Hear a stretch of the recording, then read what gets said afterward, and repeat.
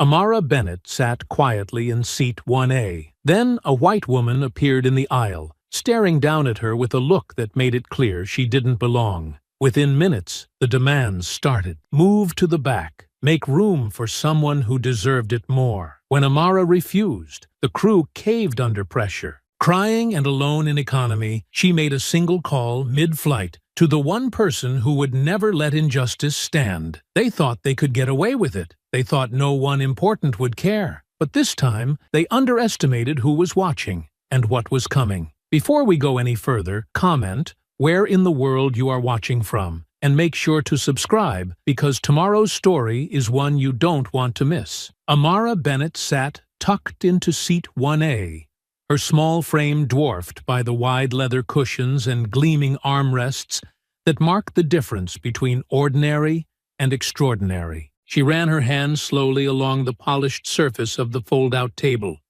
feeling the cool smoothness beneath her fingers, marveling at how different everything seemed up here, where the air smelled faintly of citrus and leather rather than coffee and stale luggage. First class was another world entirely, and for the first time, she was not peeking at it through a curtain, but living it, even if her sneakers barely brushed the thick carpet when she swung her legs. The plane rumbled lightly beneath her, taxiing across the sun-warmed tarmac. She pressed her forehead gently against the oval window, her breath fogging a small patch of glass as she watched service trucks and flashing lights dart across the concrete like ants in a hive. Somewhere deep in the belly of the airport, her suitcase rumbled along a conveyor belt, heading toward the same destination as her. She smiled to herself, thinking how proud her father would be when she told him how grown-up she felt,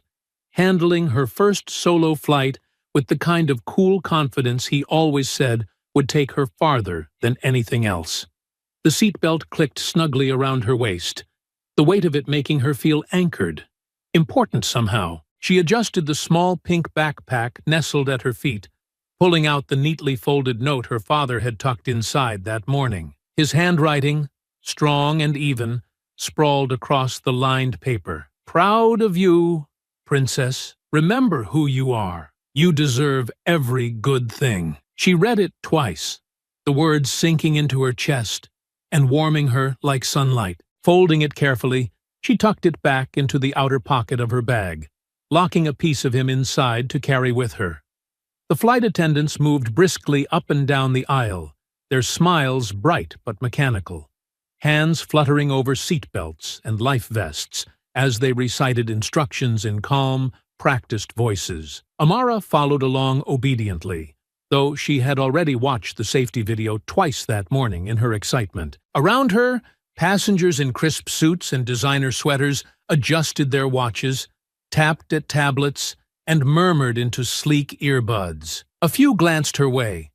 A child alone, so young, so out of place in the luxury of seat 1A, but most looked past her, their attention already retreating into their own insulated worlds. Still, Amara could feel it, an invisible line that had drawn itself the moment she sat down. It was not outright hostility, not yet, but a kind of questioning, a subtle pressure that weighed heavier the longer she sat there in her brightly colored jacket and sneakers. She straightened her posture, smoothed her hair with the flat of her palm, and lifted her chin the way her mother always told her to do when she felt eyes on her. She belonged here. She had earned this place, even if it was gifted to her, because it was a gift born of love, not charity, and she refused to shrink beneath the smallness of someone else's gaze. From 2 rows behind her, a woman's voice floated forward, low but sharp enough to slice through the polite murmur of the cabin. "Probably an upgrade mistake," the woman said to her companion, not bothering to lower her voice. "They must have bumped her up by accident." A soft laugh answered her, muffled behind a napkin or a hand, but the meaning was unmistakable. Amara stiffened, the words lodging deep beneath her skin, burning there. She stared straight ahead, willing herself not to turn around, not to show that she had heard, not to give them the satisfaction. The engines roared to life beneath her feet, a low, powerful hum that grew and grew until the plane quivered and surged forward. Amara gripped the armrests lightly, heart racing in rhythm with the building speed, and then, weightlessness, the momentary thrill of lifting off the ground. She laughed under her breath, eyes wide as the earth tilted away and the clouds opened above, welcoming her into the sky. When the seatbelt sign chimed off and the cabin settled into its cruising altitude, Amara relaxed into the soft cushions, pulling out a slim paperback she had tucked into the side pocket earlier. She let herself exhale fully for the first time, feeling, finally, that she could enjoy this. She was here. She had made it. She was part of the world her father had always told her she deserved to move through without apology. A gentle clink of silverware caught her attention. She glanced up and saw the attendants beginning to prepare the first-class meal service, moving with the smooth choreography of professionals who had done this 1,000 times before. Amara smiled politely as one of them passed by, receiving a nod in return, and turned back to her book, determined to savor every second of this flight, every bit of this small but meaningful triumph. She was so focused on the printed words that she almost missed it at first, the slow, deliberate footsteps approaching from the cabin just behind her. She heard the whisper of movement, the slight shift of air, and when she glanced up, she caught the figure of a woman in a crisp white blouse and designer jeans stepping purposefully toward the front of the plane. The woman's sharp features were set into a thin, determined line, her eyes locked onto something, or someone, with a focus that made Amara's stomach tighten without fully understanding why. The woman paused near the flight attendant's station, murmured something with a tight smile, then turned her head, and her gaze landed squarely on Amara. For a moment, neither of them moved. The hum of the engines filled the space between them, steady and low, but to Amara, it felt as if the world had tilted slightly, a quiet warning rippling just beneath the surface of her excitement. The woman adjusted her purse strap, squared her shoulders, and began walking again, straight toward seat 1A. The woman stopped a few feet from Amara's seat, her smile brittle at the edges, the kind of expression that looked polite if you glanced too quickly, but turned sharp and cold the moment you really looked. She leaned down slightly, resting one manicured hand against the seat back in front of Amara, lowering her voice just enough to make it seem like a private conversation, while keeping it loud enough for nearby passengers to hear. "Sweetheart," she said, her tone dripping with practiced condescension, "I think you're in the wrong seat. First class is for ticketed passengers only." Amara blinked up at her, stunned not by the words themselves, but by the way the woman said them. Not as a question, not with any real concern, but with the quiet certainty of someone who had already decided she was right. Heat rose quickly in Amara's face, and she gripped the armrest lightly, grounding herself the way her father had taught her to do whenever she felt that first flash of anger or fear. "I'm in the right seat," Amara said, forcing her voice to stay calm even as her stomach twisted. "1A. It's on my ticket." The woman's smile thinned even further, her lips almost disappearing into a tight, pale line. She straightened slowly, glanced toward the nearby flight attendant, a young man with neatly combed hair, who had been pretending not to notice but now shifted uncomfortably under her stare, and turned her attention back to Amara with a flicker of something sharper flashing across her face. "My daughter is back in economy," the woman said, her voice louder now, drawing glances from nearby rows. "She's supposed to be sitting with me. I need you to move so she can take your seat." Amara stared at her, heart hammering, the absurdity of it struggling to find a place in her mind. She opened her mouth but only managed a quiet, confused, "Why?" At first, the single word slipping out before she could stop it. "Because," the woman said with a clipped laugh that wasn't really a laugh at all, "this isn't the place for unaccompanied minors." She tacked the words on with exaggerated patience, as if explaining something simple to someone too slow to grasp it. "And certainly, not when families need to be together. Amara's hands balled tightly into fists in her lap. She could hear the subtle shift of the cabin again, the pull of attention, the way the world inside the plane seemed to tilt against her. Subtle, but relentless. She glanced at the flight attendant for support, but his nervous glance at the woman told her everything she needed to know. "I'm sitting where I'm supposed to be," Amara said louder, more firmly this time, her voice shaking slightly but clear. "My dad booked this seat for me.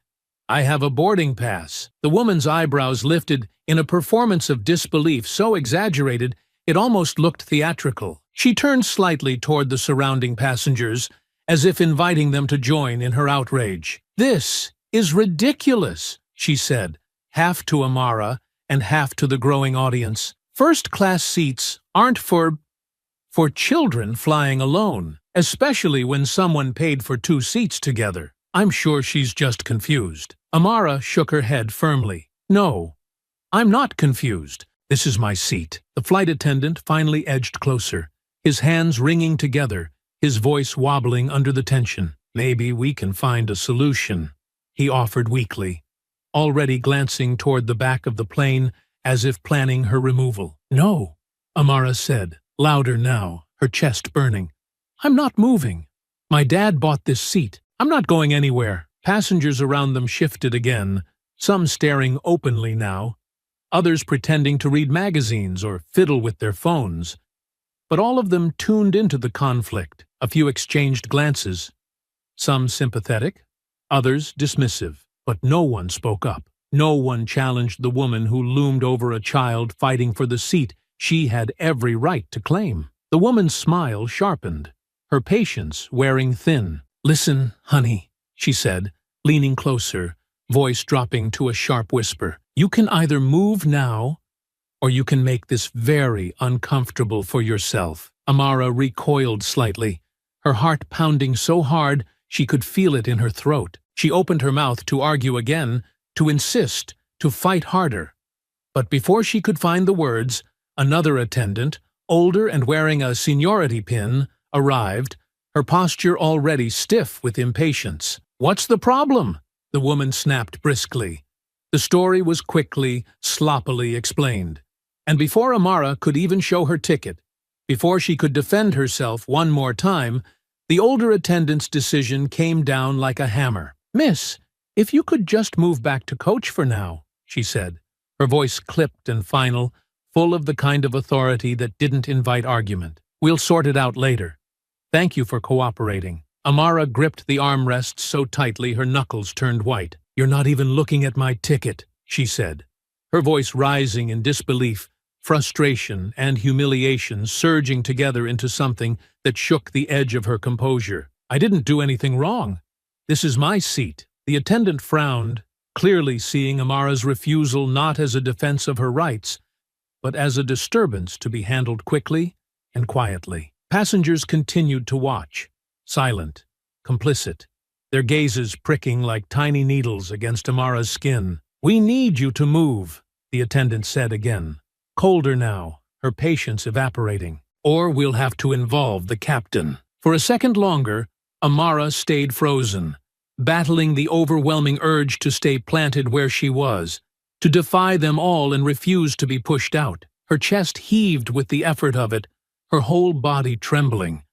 And then, slowly, heavily, the reality of her situation crushed down around her. She was 13 years old, alone, surrounded by strangers who had already decided she didn't belong. Without a word, she reached for her backpack, blinking furiously against the tears that blurred her vision, and stood up, the seat creaking softly as she left it behind. She felt the weight of 100 eyes following her as she shuffled down the narrow aisle, her head high even as every step felt heavier than the last. Behind her, the woman slid easily into seat 1A, smiling warmly at her daughter, who trailed in behind her, settling into the luxury stolen from a girl too young to fight the entire plane alone. And somewhere deep in Amara's chest, a cold, heavy knot formed, tighter and heavier with every step she took away from the place that had been rightfully hers. Amara slumped into the cramped economy seat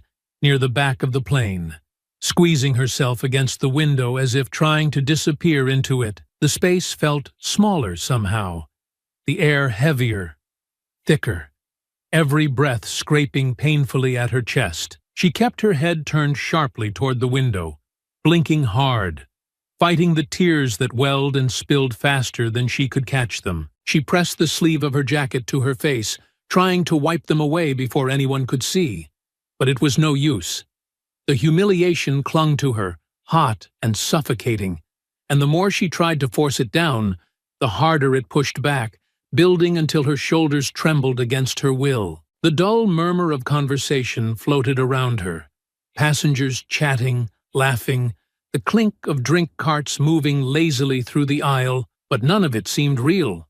None of it seemed connected to her anymore. She was adrift, cut loose from the place she was supposed to be, forced into this tiny seat with nothing but her anger and shame pressing against her ribs like a hand she couldn't push away. A soft voice cut through the haze, gentle and careful, the way someone might approach a wounded animal. "Hey, sweetheart. You okay?" Amara flinched slightly, wiping at her face again before daring to turn. Beside her, across the aisle, sat an older woman, maybe in her late 50s, with kind eyes and a soft gray sweater pulled snug around her shoulders. Her expression was open, full of genuine concern, not the detached curiosity that so many others had worn like armor earlier. Amara tried to nod, to pretend she was fine, but her throat closed up again, and the tears she had tried so hard to contain spilled over, hot and unstoppable. The woman leaned closer, lowering her voice further so only Amara could hear. "Do you want to tell me what happened?" For a long moment, Amara hesitated, clutching the strap of her backpack so tightly her fingers ached. She didn't want to relive it, didn't want to say the words out loud and make them more real than they already were. But something in the woman's voice, the steady, patient way she waited, made it impossible to hold it all inside. "They made me move," Amara whispered hoarsely, the words barely more than a breath. "I had a seat up there. My dad bought it for me. They said it wasn't for someone like me." The woman's face darkened, her mouth pressing into a thin, angry line, not directed at Amara, but at something far larger and uglier. She nodded slowly, letting the anger flash through her before smoothing it away, offering Amara only calm. "I'm so sorry, baby," she said quietly. "That's not right. That's not right at all." Amara dropped her gaze back to her lap, blinking hard, feeling the burn of shame twist tighter in her chest, despite the kindness. She didn't know what she had expected. Maybe for someone to stand up for her. Maybe for the world to notice that something was wrong, but it hadn't happened. And now she was here, crumpled and alone in a seat that felt like a punishment. The woman hesitated, then leaned in a little closer, her voice even softer. "Do you have someone you can call? Your parents, maybe? Someone who can help?" Amara sniffled, fumbling through the pocket of her backpack until her fingers brushed her phone. She pulled it out, hesitating, the screen blurring with tears she wiped away with the sleeve of her jacket. "My dad," she said thickly. He's probably busy. He works a lot." The woman smiled gently, her eyes crinkling at the corners. "I bet he'll want to hear from you right now, and something tells me he'll know exactly what to do." Amara stared at the phone in her hand for a long moment, her thumb hovering over the screen. She could hear her father's voice in her mind, steady and warm, telling her that she was never alone. Not really. Not as long as she remembered who she was. She drew a shaky breath, squared her shoulders slightly, and unlocked the phone, pulling up his number. Her fingers trembled as she pressed the call button, the ringtone pulsing against her ear like a lifeline stretched across the distance. The woman across the aisle gave her a small, encouraging nod, mouthing, "You've got this." Amara closed her eyes for a second, letting the sound of the ringing wash over her, bracing herself for the moment her father's voice would come through and remind her that no matter how small they tried to make her feel, she had every right to stand tall. The call clicked through, and her father's voice answered, calm and steady. just as she had imagined. "Hey, princess," he said warmly. "Everything okay?" The knot in her chest broke open then, the words tumbling out in a rush. The story of everything that had happened. The anger, the shame, the helplessness she had swallowed until now, spilling into the spaces between her sobs. And as she spoke, she could feel something shifting. Not in the plane, not in the passengers around her, but inside herself. A small, fierce spark reigniting, fed by the quiet strength in her father's voice, and the simple truth that she was not alone, and she was not powerless, not anymore. Victor listened without interrupting, his voice low and steady whenever Amara faltered, offering quiet encouragement that wrapped around her like a shield against the rawness of what she was reliving. He let her pour out everything, the way the woman had spoken to her, the way the flight attendants had turned away, the way every glance had felt like a shove toward the back of the plane. He absorbed it all with a stillness that came from years of learning when to move and when to wait, when to speak and when to listen. And now, as his daughter's voice broke again into muffled sobs, he knew it was time to act. "Princess," he said gently, the way he always did when he needed her to listen closely, "I need you to do something for me.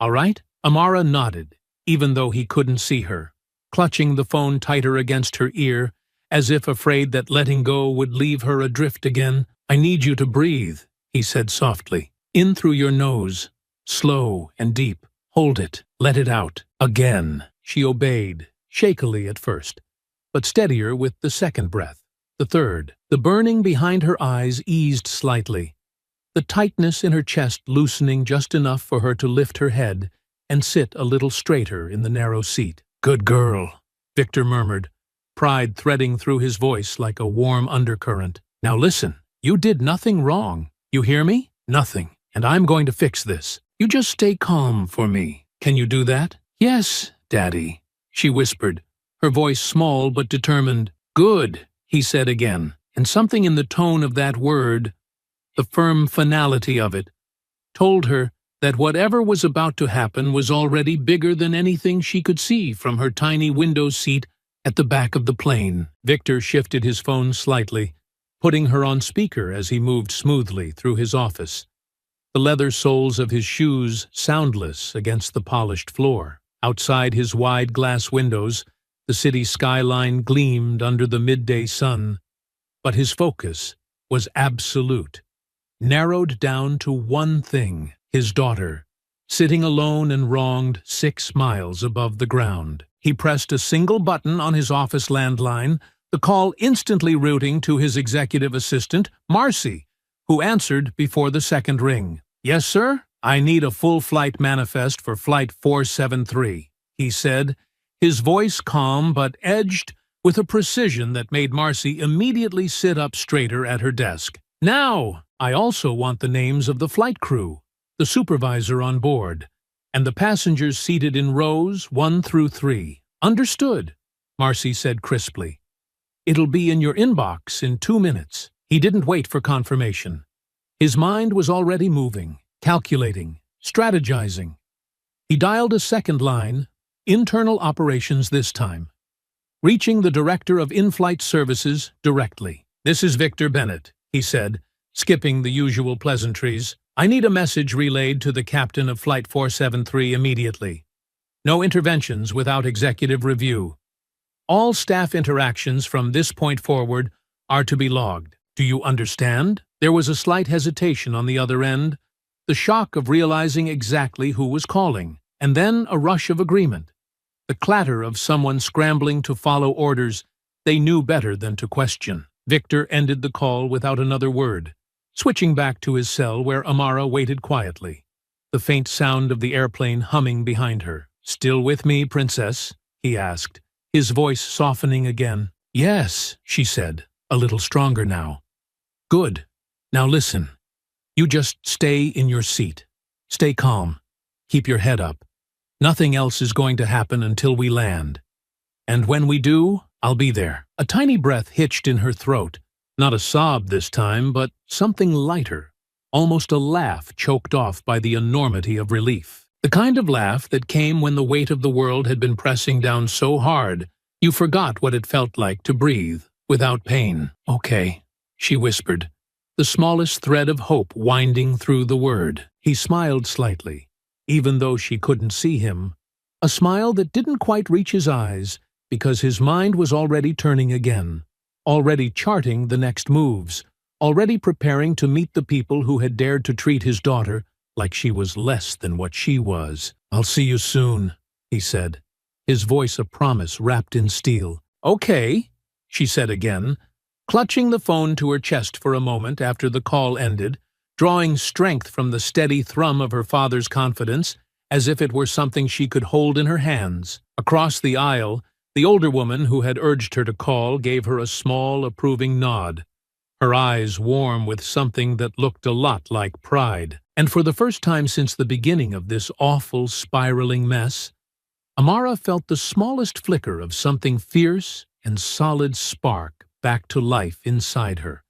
Something that told her this wasn't over, and that maybe, just maybe, the story wasn't going to end the way they thought it would. The minutes after the call stretched long and heavy, the low hum of the engines blending into the buzz of conversation that ebbed and flowed around Amara without touching her. She sat stiffly, wiping at her cheeks with trembling fingers, breathing slowly the way her father had taught her, trying to fold herself into something small and invisible, while her emotions still simmered beneath the surface, raw and close to the skin. Across the aisle, the older woman kept a quiet, watchful presence, offering a kind of steady companionship without crowding Amara's grief, as if she understood that sometimes the greatest kindness was simply being there without asking for anything in return. For a while, that was enough.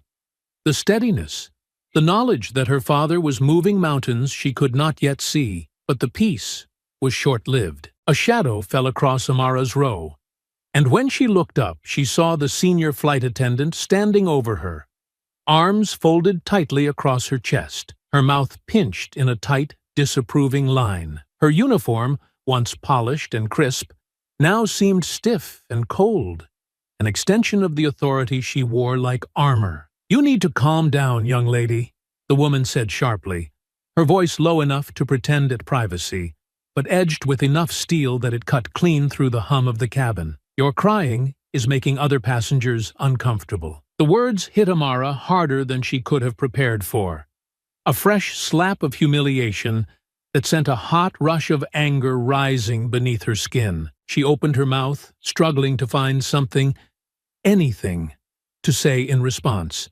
But before she could speak, the woman across the aisle leaned forward, her voice slicing through the tension like a knife. "Excuse me," the older woman said, her tone deceptively mild, the kind that warned of a deeper, coiled anger just beneath the surface. "She's a child who was mistreated by your staff. Maybe you should worry a little more about what caused her to cry, and a little less about the fact that people are being made uncomfortable by the sight of a little girl in distress." The flight attendant blinked, thrown off by the unexpected resistance.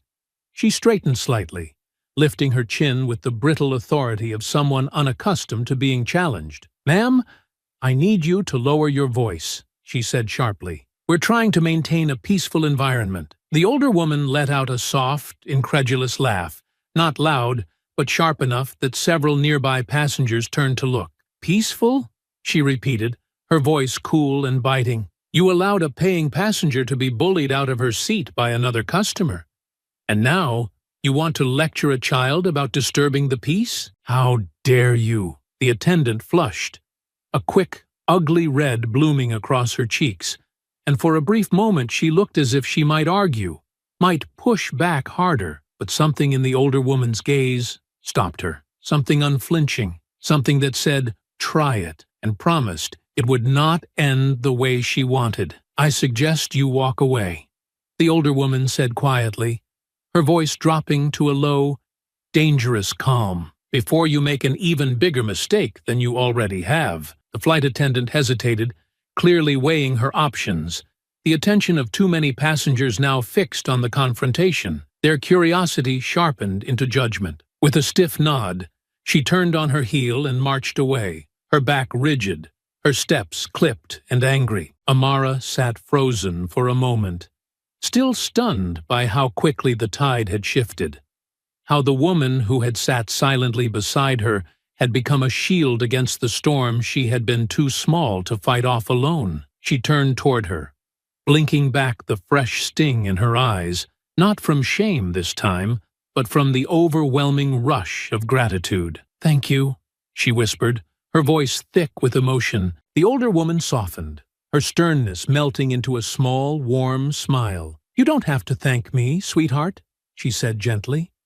"You deserve to be treated with respect, and you don't owe anyone your silence to make them comfortable." Amara nodded slowly, letting the words settle into the raw, tender places the last hour had torn open inside her. She tucked them away, folding them carefully next to her father's words, another layer of armor she hadn't known she needed until today. She sat back in her seat, straightening slightly, feeling the weight on her chest loosen just a little more. She wasn't whole yet, not fully, but she was no longer broken in the same way. The pieces were shifting, knitting themselves back together around something harder, stronger, something that remembered everything and promised not to forget. Somewhere ahead of them, first class continued in its quiet luxury, untouched by the storm brewing at the back of the plane. Linda Calloway laughed lightly at something her daughter said, sipping champagne as if nothing had happened, as if Amara's tears and humiliation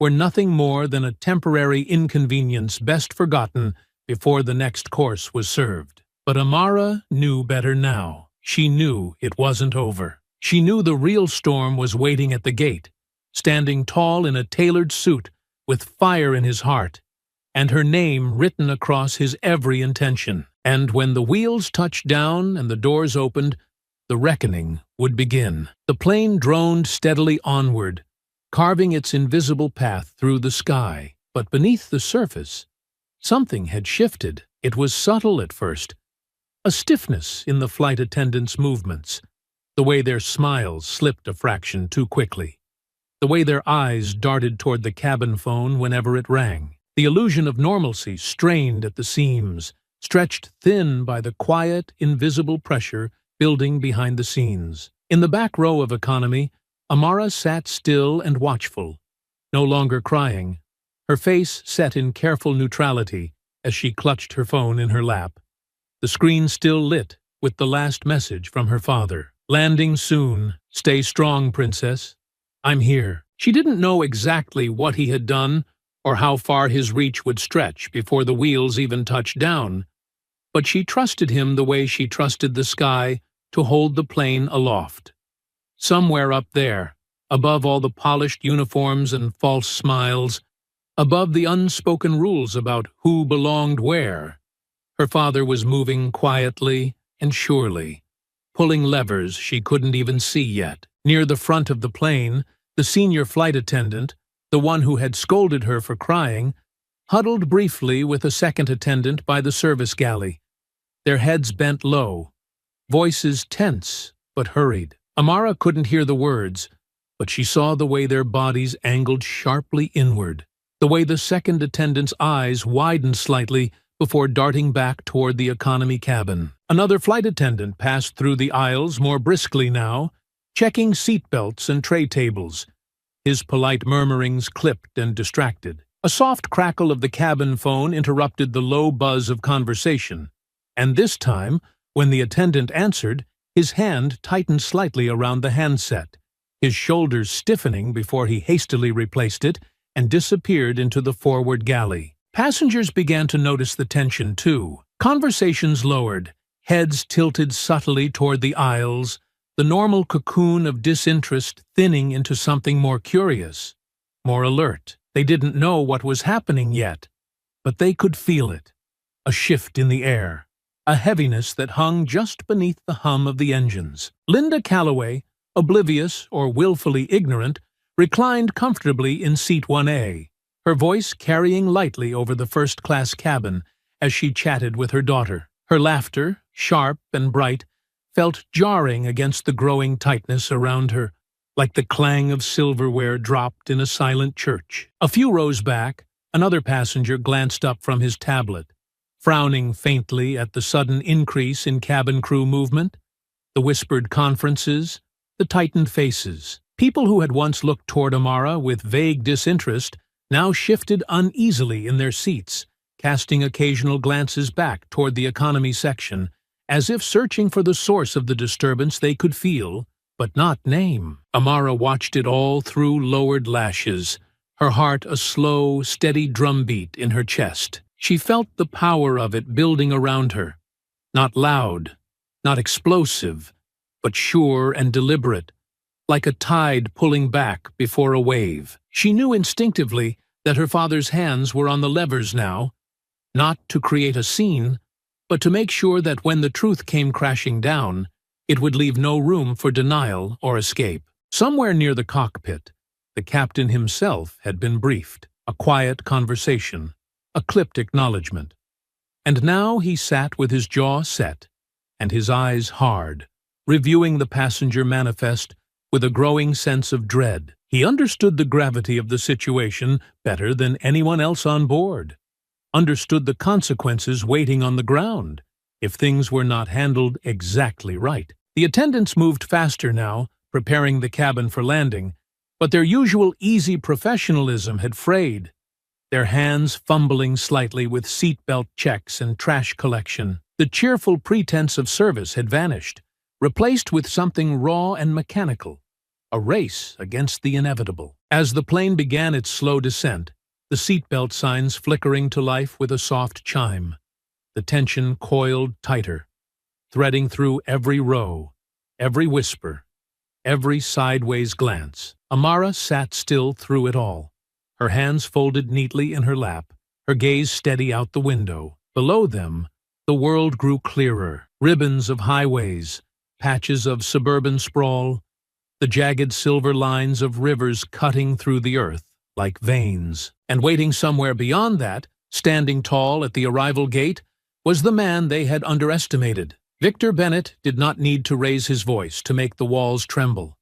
He only needed to arrive, and they were almost there. The wheels struck the runway with a low, rolling thunder, the force of it jarring through the cabin and sending a ripple of motion through every seat back and armrest. The engines roared in reverse, slowing their momentum with a deep mechanical growl as the plane decelerated, tires humming against the concrete until the world outside the windows blurred into steadiness once again. Amara sat stiffly against the window, her seatbelt already snug across her lap, her fingers clenching the armrest so tightly the ridged pattern of the vinyl pressed deep into her palms. Around her, passengers stirred restlessly, their bodies already leaning into the rhythms of disembarkation, gathering bags, stretching limbs, straightening jackets.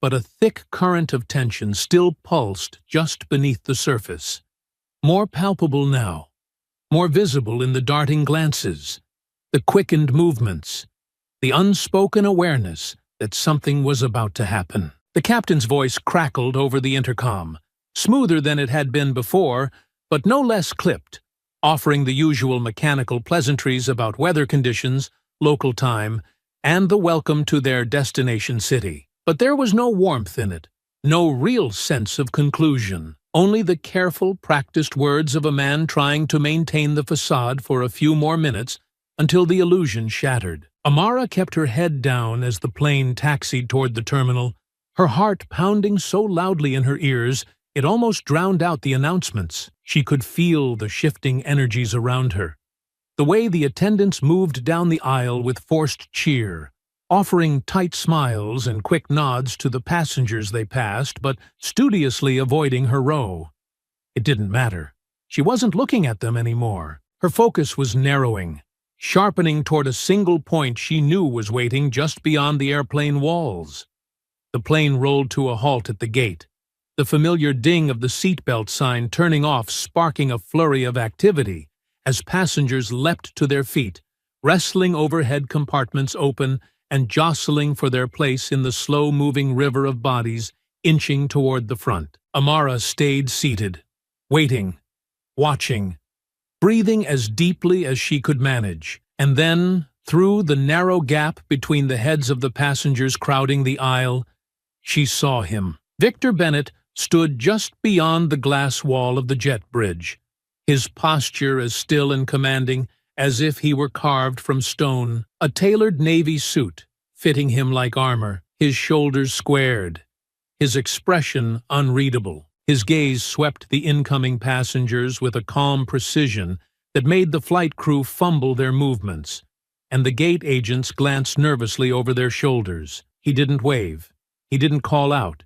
He simply stood there, waiting, radiating a quiet authority so heavy it seemed to warp the air around him, bending the invisible currents of the room without a single word. Amara's breath caught in her throat, a tight, aching mixture of relief and pride swelling inside her chest, until she thought she might burst from it. She wiped quickly at her face, straightened her jacket, and clutched her backpack tightly to her side. She knew now that everything was about to change. A few rows ahead, Linda Calloway chattered obliviously with her daughter, pausing only to scold a flight attendant for not retrieving her bags fast enough. She was smiling, relaxed, her face still glowing from what she clearly considered a small personal victory, unaware that the ground she stood on was about to crack wide open beneath her feet. The flight attendants moved jerkily through their final duties, collecting trash, checking seat pockets, smiling too hard at passengers they barely seemed able to see. Every few moments, one of them would glance nervously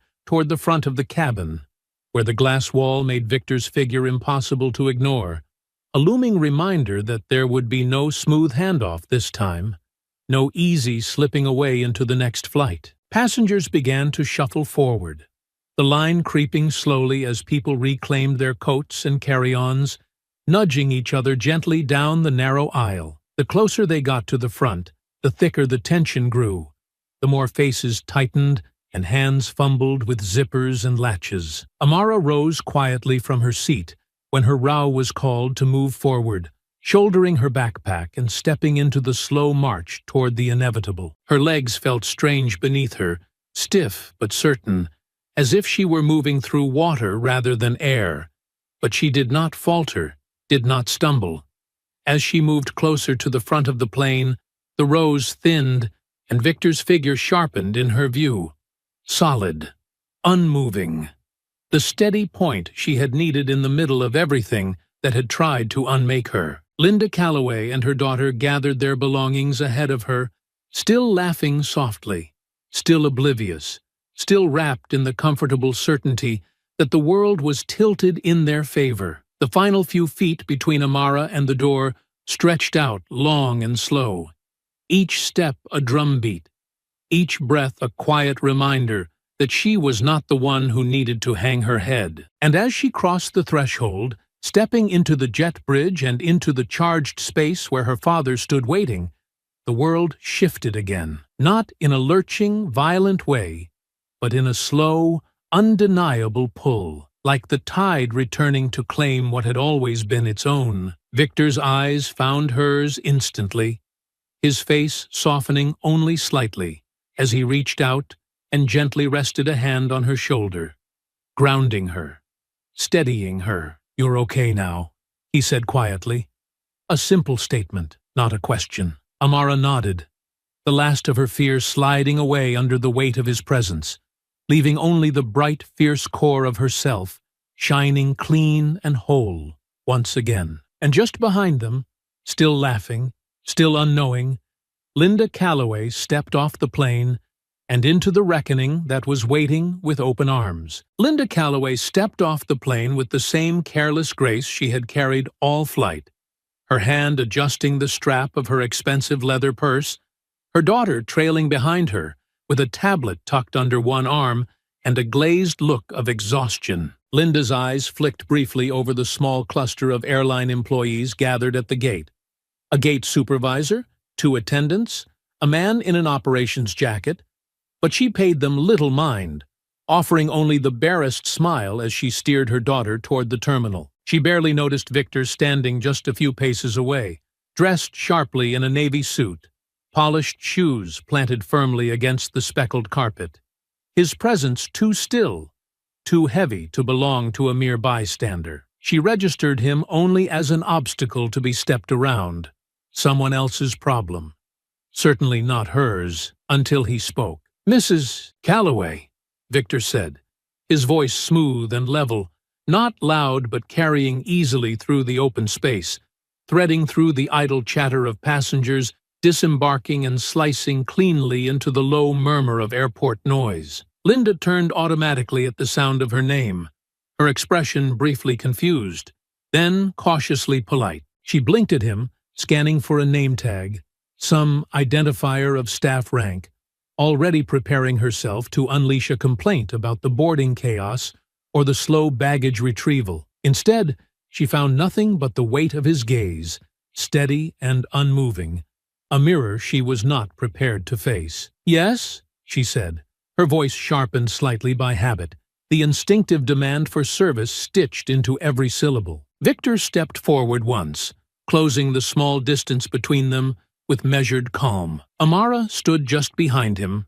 silent, her backpack slung over one shoulder, her chin lifted high. "My name is Victor Bennett," he said, each word delivered with quiet precision, with the certainty of a man who did not need to raise his voice to be heard. "I am the chief executive officer of this airline." The words landed like stones dropped into still water, sending shock waves through the small gathered crowd. Several passengers who had paused to check their phones or stretch their legs straightened slowly, their gazes snapping to attention. The gate agents stiffened, exchanging quick, panicked glances. One of the flight attendants from the plane paled visibly, her mouth opening slightly before she hastily closed it again. Linda's smile faltered, the carefully maintained polish of her social armor cracking just slightly. She opened her mouth to respond, but Victor held up one hand. Not rudely, not forcefully, but with a quiet authority that brokered no interruption. "During this flight," he continued, his voice unwavering, "you demanded that a child be removed from her assigned seat, a seat that had been lawfully purchased and reserved for her, for no reason other than your own convenience. When she defended her right to remain, you escalated the situation publicly, drawing unnecessary attention to her, humiliating her, and ultimately pressuring the cabin crew into violating both airline policy and basic human decency." Linda's face flushed deep red, her mouth working silently for a moment before she managed to find her voice. "I didn't mean," she began, her tone laced with a defensive whine that grated against the growing silence around her. Victor's hand came up again, a slight, almost imperceptible motion that nevertheless froze her words in her throat. "You made her feel unwelcome in a space she had every right to occupy," he said, his voice still calm, but harder now, a steely edge slipping beneath the measured cadence. "You leveraged the discomfort of others, the biases you assumed would protect you, to displace a 13-year-old girl traveling alone. And you did it without shame, without hesitation, and without regard for the harm you were causing." Passengers stopped walking entirely now, their eyes locked on the unfolding scene. A mother holding a toddler pressed one hand lightly to her child's head, as if shielding him from the weight of the moment. A businessman a few feet away lowered his briefcase slowly to the ground, his expression tight with something that looked uncomfortably like guilt. Linda opened her mouth again, searching desperately for something. An excuse? A denial? Anything that would allow her to reclaim the ground crumbling beneath her feet. But Victor was already moving forward, his words quiet and final. "As of this moment," he said, "your elite status with this airline is revoked. You are banned from all future flights operated by our company. Your behavior is in direct violation of our passenger conduct policies, and you will be formally notified in writing by the end of the day." Gasps rippled through the gathered bystanders. The flight attendants shifted uneasily, their postures rigid with the knowledge that this was far beyond anything they could smooth over with apologies or drink vouchers. Linda gaped at him, her hand fluttering uselessly at her chest. You can't do that," she stammered. But even as she said it, her voice cracked under the weight of the truth, because she knew he could, and he would, and nothing she said here would change that. Victor held her gaze a moment longer, letting the silence stretch just enough to make her squirm, to make her feel the full weight of what she had done. Then he turned slightly, addressing the gate agents and crew without raising his voice. "Flight Supervisor Granger and Flight Attendant Paulson are to be suspended effective immediately pending review," he said evenly. "They failed to uphold our service standards and contributed to the mistreatment of a minor passenger. Escort them from duty once all passengers have disembarked." The staff stiffened again, nodding quickly, some with faces drained of color. Victor turned back to Linda one last time, his voice lower but no less cutting. "You treated my daughter like she didn't belong," he said quietly, almost conversationally. "Now you can experience, in a very small way, what that feels like." Linda Calloway stood frozen in the gate area, her face burning, her world suddenly much smaller than she had ever imagined it could be. The terminal buzzed with low, restless energy, the kind that usually faded into the backdrop of a busy airport, but today it thickened the air like fog, making every word spoken sound sharper, every glance exchanged feel heavier. Passengers lingered near the gate, pretending to scroll through their phones or adjust their luggage, their attention magnetized by the heavy silence that hung in the air around Linda Calloway and her daughter. Victor, however, gave them no attention. His hand rested firmly on Amara's shoulder as he led her away from the crowd, his movements steady, deliberate, every step a clear message that this moment was not over, not forgotten, and certainly not forgiven. His eyes flicked once toward the small cluster of airline staff hovering near the counter, the ones who had allowed it to happen. And without raising his voice, without even speaking, he summoned them forward with the smallest tilt of his head. They followed without hesitation, falling into a quiet, uneasy procession behind him as he led them down a service corridor tucked beyond the main terminal. A glass-walled conference room waited there, cold and clinical under bright fluorescent lights, the door open like a summons none of them could refuse. Inside, Victor motioned for Amara to sit at the far end of the long table. She did so quietly, her backpack resting at her feet, her posture straight, her chin lifted with a dignity that no one here had managed to show her before. Flight Supervisor Granger entered first, her face tight, her mouth already set into a defensive line, the stiffness of her posture betraying the fear she tried so hard to hide. Behind her came Flight Attendant Paulson, younger, his face pale, his hands fidgeting nervously with the hem of his jacket, guilt heavy in every step he took. Victor remained standing. He did not sit behind the table, did not allow the formality of office chairs and meeting protocols to soften the gravity of what had happened. He stood at the head of the room, his presence filling the space completely, an immovable reminder that authority, when properly wielded, left no room for excuse. Supervisor Granger spoke first, her words tumbling out in a rush meant to control the narrative before it slipped entirely from her grasp. "Sir, I want to sincerely apologize for the misunderstanding on board," she said, her voice thin, reedy. "I made the decision to reassign the seat temporarily to de-escalate a tense situation. It was about maintaining peace in the cabin." Victor's gaze didn't waver.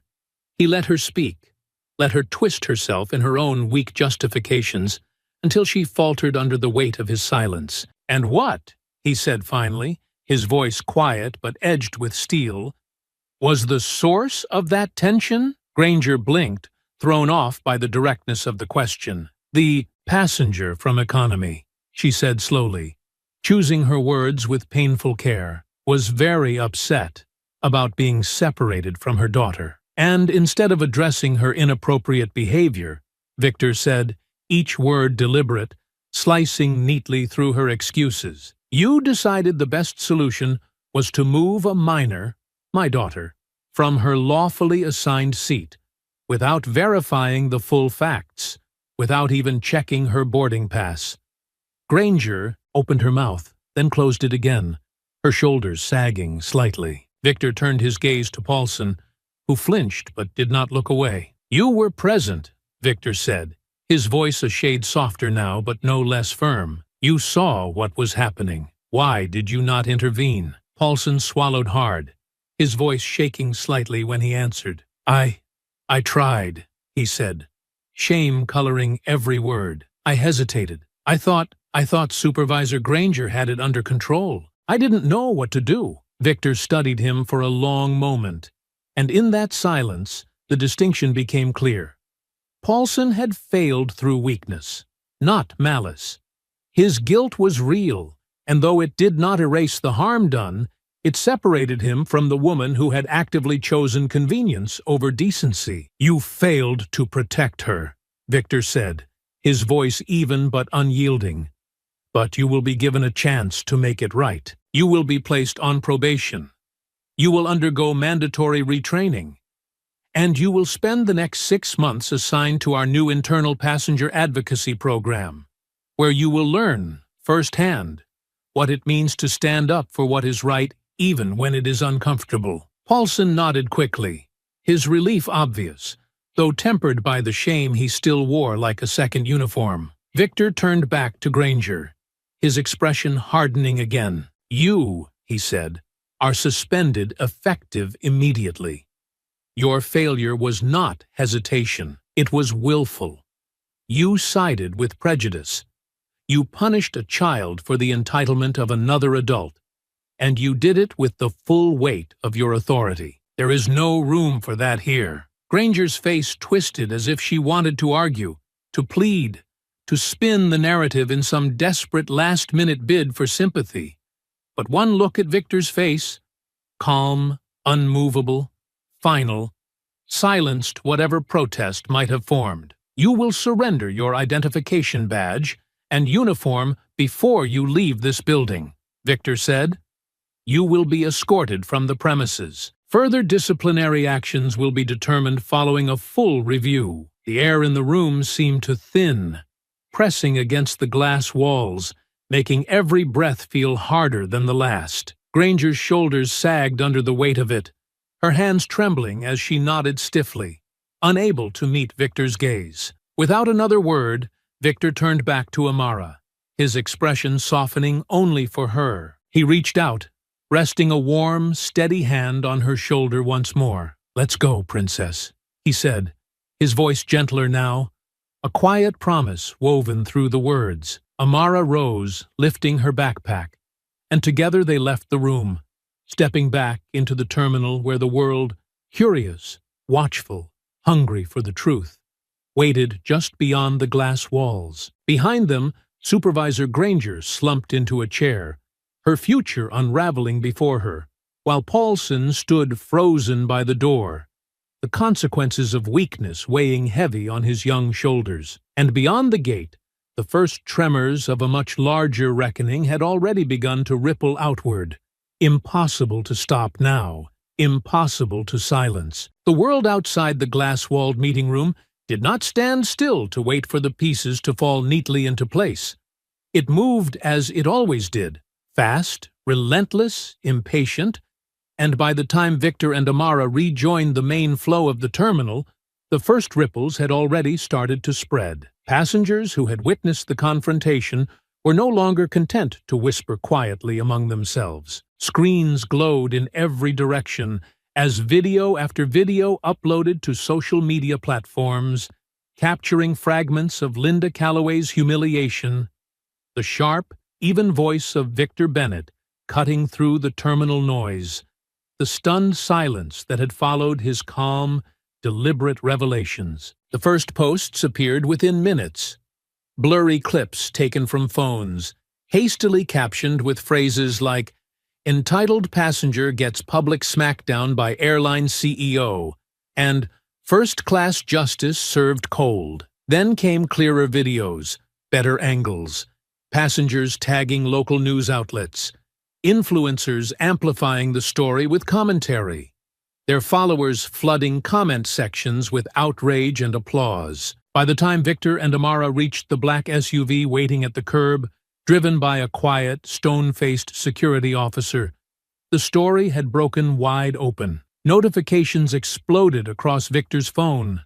A steady, vibrating flood of emails, texts, and urgent requests for comment from news agencies scrambling to catch up to the narrative already unfolding without them. Victor glanced at the screen once, his jaw tightening slightly.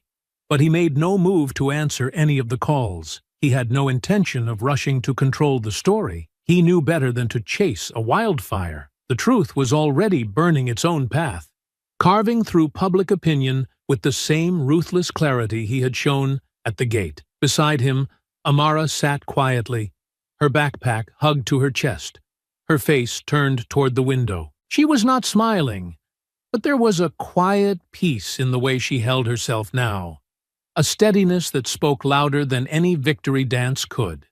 She knew, even if she didn't have the words for it yet, that something important had shifted today. Not just in the way others saw her, but in the way she saw herself. Across the city, the consequences gathered speed. Linda Calloway's name trended on every major social media platform by nightfall, dragged through the mud with ruthless efficiency by a public who had seen enough entitlement, enough cruelty, to recognize it instantly. Screenshots of her professional profiles were unearthed and circulated. Her membership in exclusive clubs, her children's private school affiliations, her boutique business ventures. Calls for boycotts erupted almost instantly, petitions demanding her removal from community boards, gaining thousands of signatures within hours. The footage from the airport spread beyond social media, picked up by national news programs and morning talk shows. Panelists debated the deeper implications, the intersections of race, privilege, authority, while clips of Victor's calm, devastating confrontation played on loop beside scrolling headlines. In one particularly pointed broadcast, a legal analyst praised Victor's measured response, noting that his refusal to escalate or humiliate unnecessarily had only made the injustice more visible, more undeniable. Meanwhile, inside the headquarters of Victor's airline, change moved just as swiftly. He convened an emergency board meeting the next morning, gathering executives and department heads into the stark glass-walled conference room that overlooked the city skyline. His voice, when he spoke, was as calm and steady as it had been at the gate, but the undercurrent of resolve in every word left no room for confusion. There would be no scapegoating, no shallow gestures meant to placate public outrage. They would tear out the roots of the culture that had allowed this to happen and build something stronger in its place. Mandatory anti-discrimination training was ordered across every level of operations, from ground staff to executives. A new policy was announced.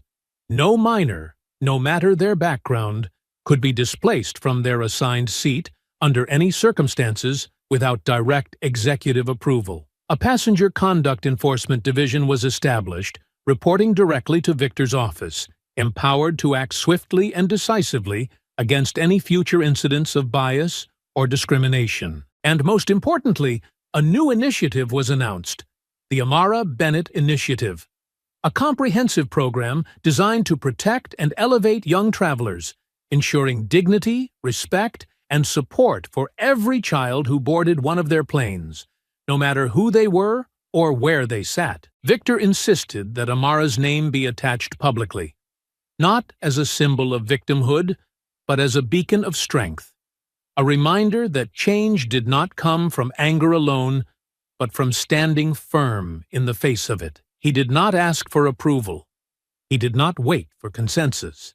He moved with the certainty of a man who had seen the cost of hesitation and refused to pay it again. As the news spread, as the reforms took shape, as Linda Calloway's world shrank smaller and smaller with each passing day, Amara's grew in quiet, steady ways she could not yet see, but would one day understand. She had been knocked down by a system designed to pretend it was neutral while punishing those who dared to stand out. And she had risen, not with rage, but with dignity, with the quiet, unshakable belief that she deserved her place.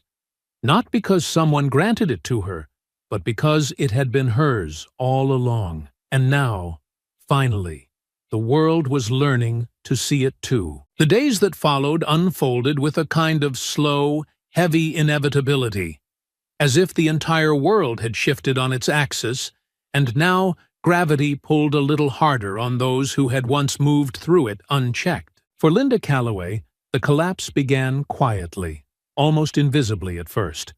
A sudden string of missed calls from business associates, polite emails returned with terse apologies, the invitations to luncheons and galas that had once peppered her calendar drying up overnight. At first, she tried to brush it off, to convince herself that the noise would pass, that the story would fade into the endless churn of daily outrage like so many others before it. But the noise only grew louder. Clips of her confrontation continued to circulate online, paired with hashtags that dragged her name through every corner of the internet. The smile she had worn so confidently while displacing a child was frozen forever now, replayed in slow motion, dissected by strangers who no longer saw a woman deserving of sympathy, but a symbol of something much larger and uglier. Public petitions demanding her removal from various organizations gained traction, gathering tens of thousands of signatures in days. Her daughter, Chloe, became a reluctant casualty in the firestorm. Parents at her school whispered behind cupped hands.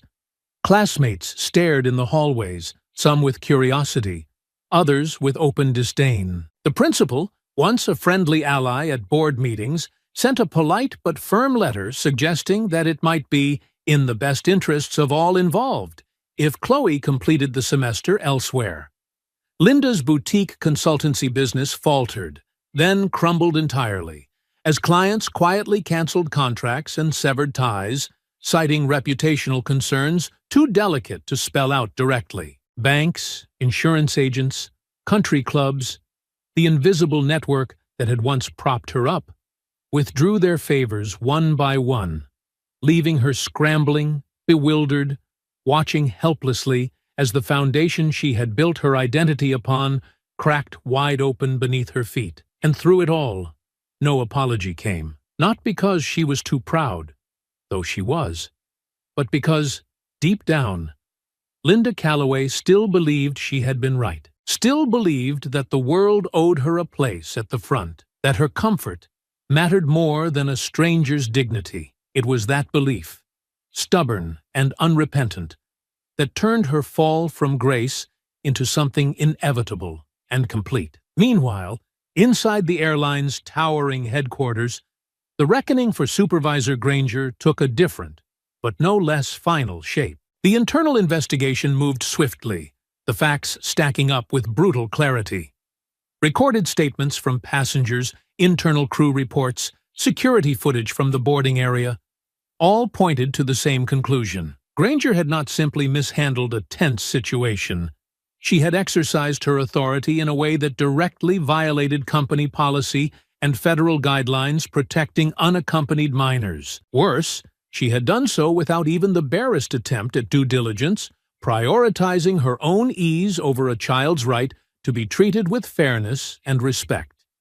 When the findings were presented to Victor, he reviewed them without anger, without satisfaction, only the same cold, steady commitment he had shown from the beginning. Granger was terminated with cause, her dismissal finalized less than a week after the incident. There would be no severance package, no quiet reassignment to another department, no carefully worded resignation letter allowing her to save face. Her departure was public, final, and absolute, a signal to every employee that the new standards were not suggestions, but demands, and that the company's promises to protect its passengers would not be sacrificed for convenience or cowardice. For Flight Attendant Paulson, the outcome was different, shaped by the careful distinctions Victor had drawn that day in the conference room. His probation began immediately, his retraining assignments rigorous and demanding, designed to strip away any lingering fear of confrontation when injustice unfolded before him. 6 months of shadowing passenger advocacy teams, 6 months of reporting directly to internal oversight officers. 6 months of learning that silence in the face of wrongdoing was not neutrality. It was complicity. It was not a punishment. Not truly. It was a chance to rebuild from the failure, to prove that he understood now what he had been too timid to grasp in the moment when it had mattered most. And as these private reckonings unfolded behind closed doors, the public face of the airline continued to change as well. The Amara Bennett initiative launched formally with a press conference broadcast live across major networks. Victor stood at the podium, Amara by his side, her posture straight, her chin high, her presence quiet but commanding. He spoke simply, without grandstanding, about the company's failures, about the culture that had allowed them, and about the responsibility they now bore to do better. He named the mistakes.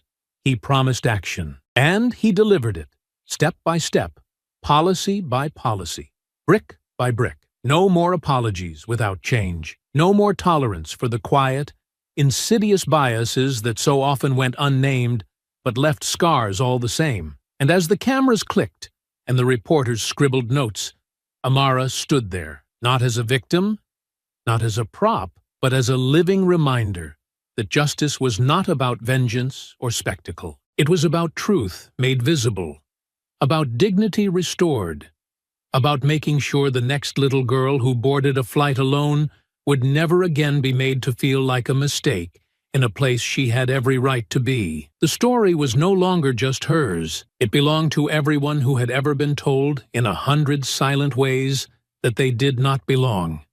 And it was only just beginning. The weight of it all finally broke through on a rainy Thursday morning, a week after the confrontation that had reshaped more than just a single flight's passenger list. Linda Calloway sat stiffly in the back of a nondescript sedan, her lawyer tapping quietly at his tablet beside her, the silence between them brittle and full of unspoken defeat. She stared blankly out the window at the city rolling past in muted colors, the rain tracing crooked paths down the glass, blurring the once familiar skyline into something foreign and distant. She was on her way to yet another closed-door meeting, another attempt to salvage what was left of the life she had once moved through so easily. But the outcome was already written in the strained expressions and tight, forced politeness of those few business partners still willing to meet with her. No one wanted to be seen standing beside her anymore. No one wanted to carry the weight of association with a name now synonymous with privilege,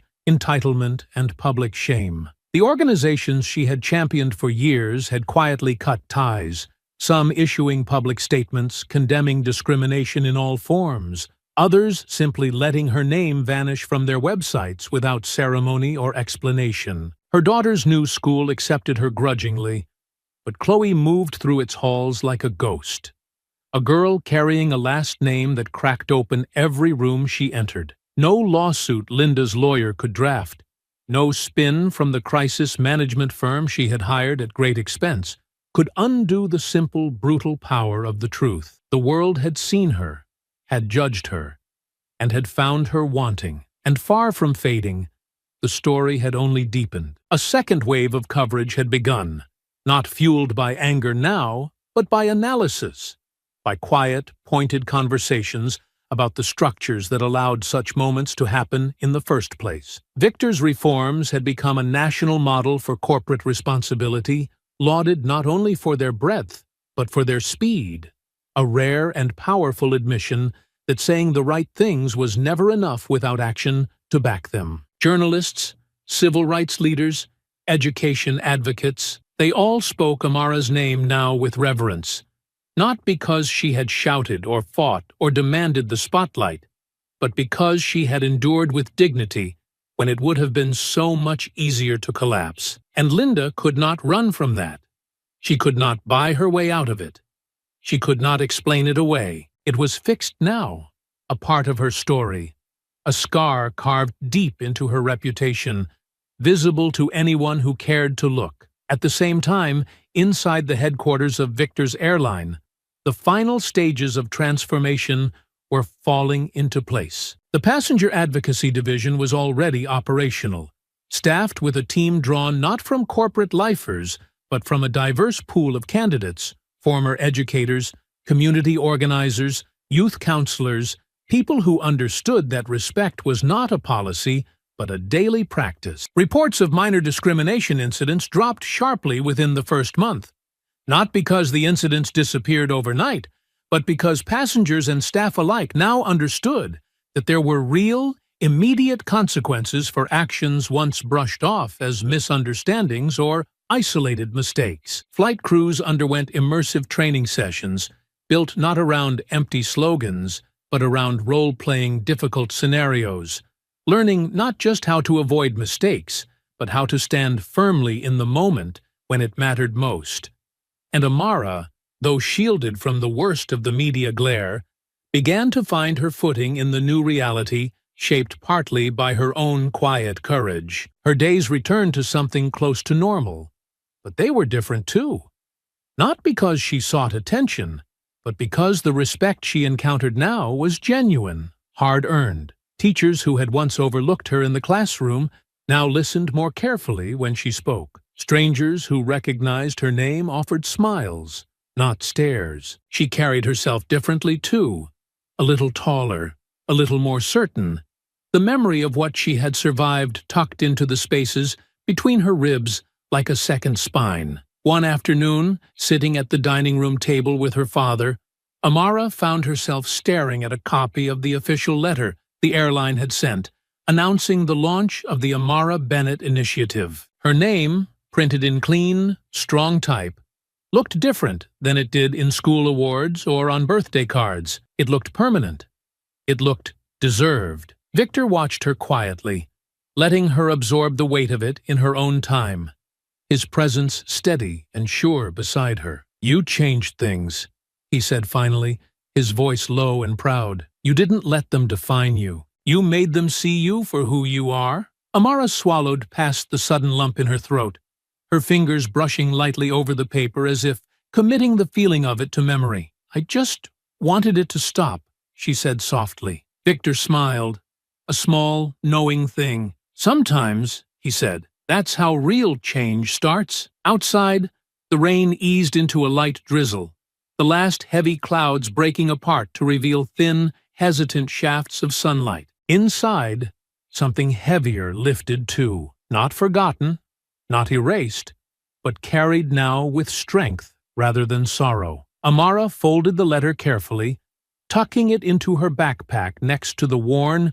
creased note her father had given her the day she boarded that flight, a reminder that she had always belonged wherever she chose to stand. And this time, when she smiled, it wasn't because she had won something she wasn't sure she deserved. It was because she had never needed anyone else's permission to claim it in the first place. The invitation came 2 weeks later, delivered by courier to Victor's office in a slim navy envelope stamped with the seal of the National Civil Rights Council. Inside, a letter, formal, crisp, and filled with a kind of reverence that no amount of media spin could manufacture, invited Victor and Amara to the annual Leadership and Justice Awards ceremony, where Amara would be honored with the Rising Voice Award for her quiet, courageous stand against discrimination. Victor had read the letter twice before calling Amara into his office, holding it out to her with a small smile tugging at the corner of his mouth. She had taken it cautiously at first,